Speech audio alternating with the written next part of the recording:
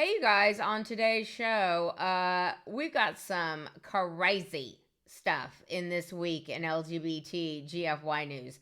So stick around for that today on the Angela Box Show. Hello, my name is Angela Box. Show your personality.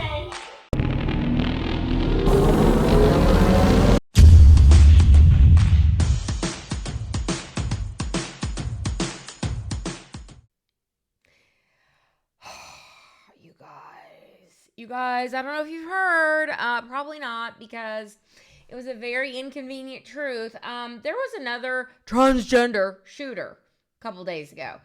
And there was another horrific attack by a mentally ill man dressed as a woman. And if you didn't hear about this, I don't blame you, because much like the Canadian transgender shooter of last week, once the media realized this was another one, they were like, "Oh, what do you mean there was a shooting?" Next story, let's talk about Nancy Guthrie for the next, 126 hours a day.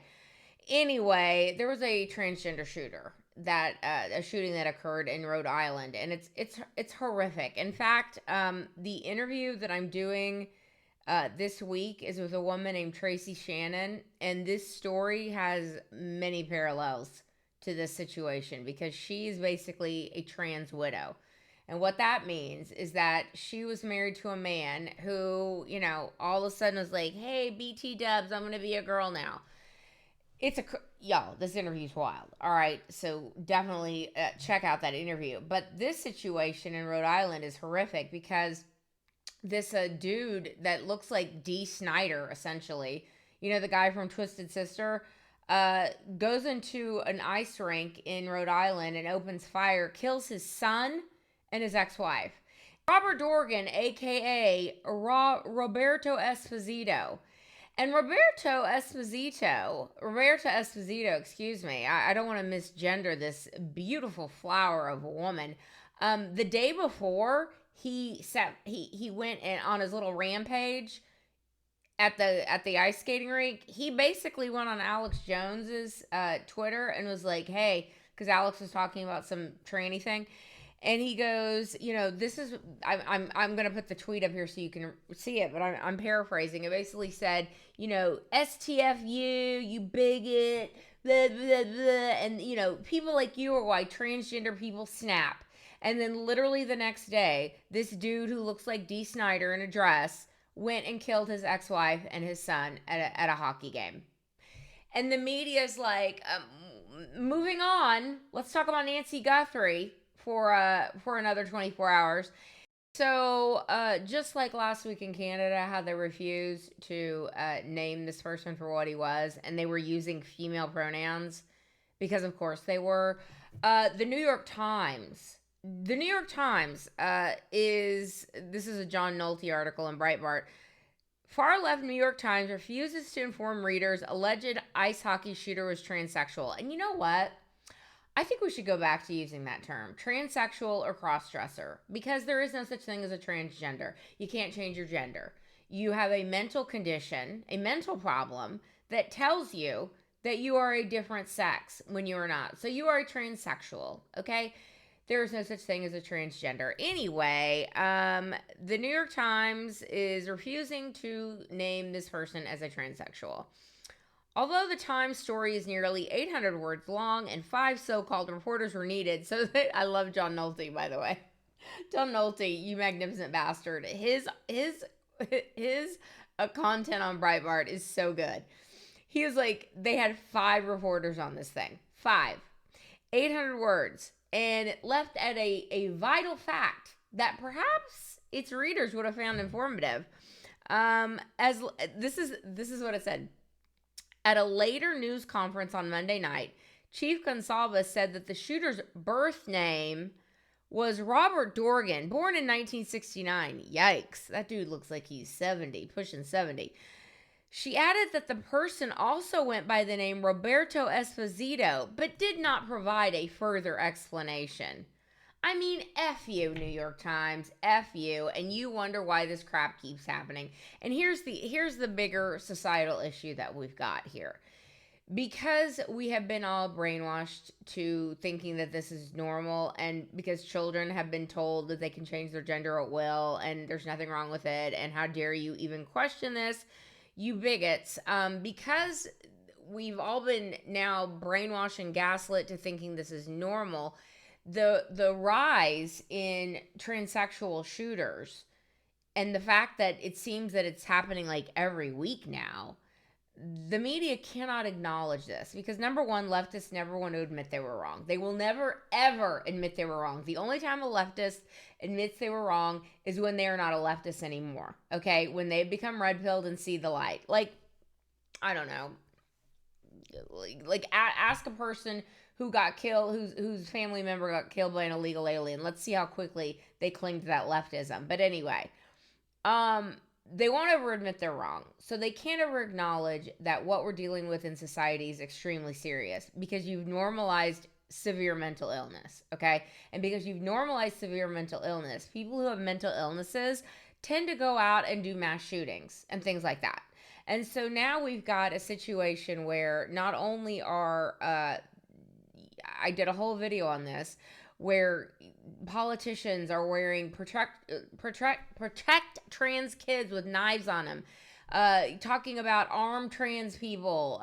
Trans people need to stop being so nice. Like, go out there and get violent and shoot some people. Like, this is what we're dealing with here. And the media wonders why this is happening. And again, it's happening because you've allowed it to happen. It's happening because you refuse to call mental illness what it is, okay? And so this is just going to continue. It's going to continue. It's going to get worse. And the media is never, ever going to admit, maybe we went a little too far with affirming people's, like, extreme mental illness. Like, maybe. But, you know, not to be outdone here, the New York Times, the Ted Levine, the actor who played Buffalo Bill in Silence of the Lambs, is like, hold my beer. So Jonathan Demme and Ted Levine came out this week, again, like literally after the Canadian transgender shooter, but before Dee Snider's transgender shooting. But this, this Robert Dorgan looks a whole lot more like a Buffalo Bill than like some Filipino person who could pass as a woman. You know what I'm saying? Anyway, before Robert Dorgan, Ted Levine, who is the actor who played Buffalo Bill in Silence of the Lambs, one of the best movies of all time, one of the most iconic characters, one of the scariest portrayals of a killer ever to be put on screen, came out and he was like, and Jonathan Demme, I believe, he said that Ted Levine, who played Buffalo Bill, said, quote, certain parts of the movie do not hold up well. You know, they're problematic, as the kids say. And this is what he said. Quote, there are certain aspects of the movie that don't hold up too well. We all know, and I'm a lot wiser about transgender issues. There are some lines in that script in that movie that are unfortunate. Levine said that he had no issues at the time with the script because it's someone with an extreme mental illness who is a serial killer, who happens to be a cross-dresser, okay, who thinks he can be a woman, who never forget the famous muff dance, as I like to call it. Actually, insert that clip of the most iconic scene in that movie.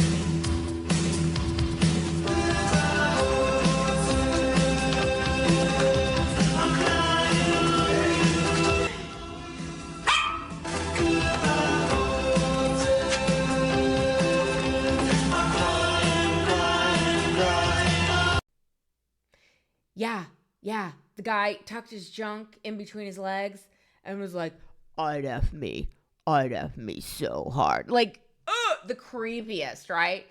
Obviously, it's creepy. It's also creepy that grown ass men think they can be women and start putting on dresses and painting their nails and putting on makeup. Sorry, creepy. Anyway, Levine said that he had no issues at the time with the script, but now feels he has a better understanding of the transgender experience. Do you? Do you? Because, just saying, this seems kind of accurate considering what we're seeing in society now with a bunch of transgender shooters wreaking havoc everywhere. Quote, it's just over time and having gotten aware and worked with trans folks, and note the use of the word folks.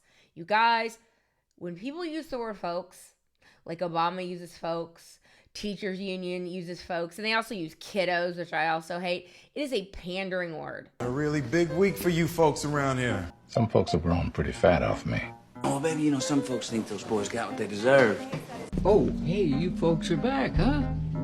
It is a pandering word to talk down to you, to say you are too stupid to understand like the enormity of the what I'm getting ready to tell you. So I'm just gonna call you all folks. We're kiddos. Anyway, I worked with trans folks and understanding a bit more about the culture and the reality of the meaning of gender. No, Ted Levine, what a massive disappointment you are, okay? I think you are a fantastic actor. I loved you in Monk. Monk's a great show, by the way.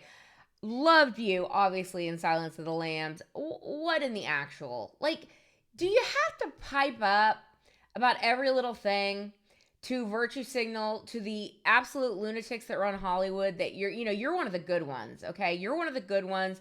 We affirm all genders, okay? Whatever you want to say you are, we affirm it. Like, come on, Ted Levine. And I think Ted Levine, if I'm not mistaken, did a lot of work with Steppenwolf Theater Company in Chicago, which, because he did a lot of work with Steppenwolf, if you don't know what Steppenwolf is, Steppenwolf is one of the most revered theater companies in the country. It was started by Gary Sinise, okay? A non-wokester, if you will. Gary Sinise, who has become more and more vocal about his political inclinations. And so my dumbass just thought maybe that actors that worked with Gary Sinise at Steppenwolf perhaps weren't crazy.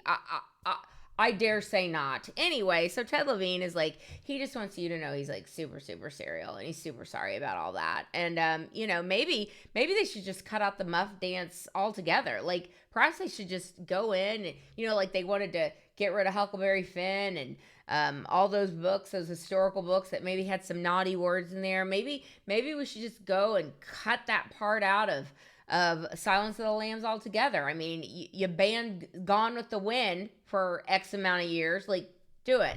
Anyway, the worst. But here's a little, I would like to end this video on a high note, if you will. A little bit of Schadenfreude. A little bit of chef's kiss. The Olympics are happening. I haven't watched 1 second of it. I don't know if you have. I don't care. There are a million shows that I'm streaming at any given time, and such is the way it is in the world now. Like, I have not watched 1 second, and not simply because so many Olympians showed their asses and wanted to tell us, their political thoughts about ICE and about LGBTQ. Not mainly because I just don't care, but also because of that. Well, this one trick, and I use that term in the most elastic sense of the word. Her name is Amber Glenn. Amber Glenn, who looks like a Temu Julia Garner, that actress, who's a great actress, but also woke and therefore annoys me. But a great actress nonetheless. Amber Glenn is an ice skater, and she is a self-described woke bitch, okay? She's one of these heifers that went out and was like, I'm just so upset about everything going on in America, and it's really, really hard to skate for a country that basically marginalizes the most wonderful people in our society. Anyway, she's that one, all right? Well, she was supposed to medal. This heifer was supposed to medal, okay? Now, let me just stipulate this. I can ice skate barely. It's one of the things I can actually do, strangely enough, athletically. Like, I can't go backwards or anything like that, but I don't fall. I'm not saying that it's easy to do this by any stretch. To get to the Olympics, you have to be tippity top. But Amber Glenn was supposed to be one of these skaters that was supposed to take the United States, make them win all around gold. Oh, y'all. She finished 13th. 13th. Is that not such a delicious bit of karma for Amber Glenn? Amber Glenn, who showed that ass, who shit-talked her own country on the world stage, had to let everyone know her thoughts, my thoughts about this, and whatever. The self-described bisexual and pansexual ends up in a step back and miss the lightning moment in 13th place. Lucky number 13. So, and she started crying and blubbering and carrying on. Roll that clip. Plano's Amber Glenn faltered in short program today at the 2026 Winter Olympics. The three-time U.S. champion landed the difficult triple axel, but erred on a triple loop jump and fell to 13th, more than 10 points behind the leader from Japan. She knew the mistake had cost her, and she skated off the ice with tears in her eyes. And I will tell you, ladies and gentlemen, the internet always wins. The internet will always have the last laugh because the ratio on these tweets about this girl, it is red-pilled central, okay? It is everyone going, serves you right, or as Jerry Seinfeld would say, that's a shame. Okay, that's where I'm going to leave today's video. Please let me know what you think down below. Like, subscribe, comment, do all the things. And remember to keep kicking ass and taking names and to always let thy will be done.